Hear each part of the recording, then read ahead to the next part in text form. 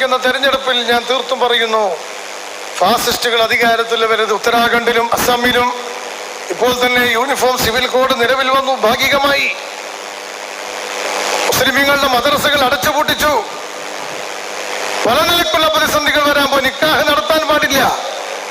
വിവാഹങ്ങളൊക്കെ പഞ്ചായത്ത് ഓഫീസിൽ പോയിട്ട് രജിസ്റ്റർ ചെയ്ത് നടത്തുന്ന വ്യഭിചാരത്തിനുള്ള ഒരു അംഗീകാരം കൂടിയാണ് ഇതൊക്കെ കൊടുത്തുകൊണ്ടിരിക്കുന്നത്. അപ്പൊ അതുകൊണ്ട് ഈ രാജ്യത്തെ ഫാസിസ്റ്റുകൾക്കെതിരായി നമ്മൾ വോട്ട് രേഖപ്പെടുത്തുന്നത് വെള്ളിയാഴ്ചയാണ്, ജുമാന്റെ ദിവസമാണ്.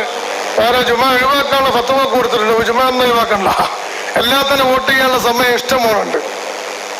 അപ്പൊ അതുകൊണ്ട് ജുമായൊക്കെ നിർവഹിച്ചുകൊണ്ട് തന്നെ നമ്മൾ വോട്ട് രേഖപ്പെടുത്തണം.